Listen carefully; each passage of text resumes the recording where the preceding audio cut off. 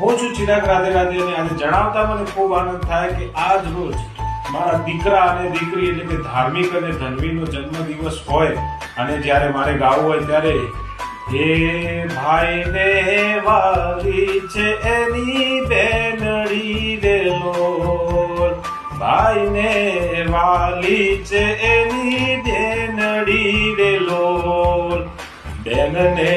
વાલો છે એનો વીર રે હો, બેનને વાલો છે એનો વીર રે, આ હેતથી મળેલો મીઠો પ્રેમ છે રે લો, આ હેતથી ભરેલો મીઠો પ્રેમ છે રે લો.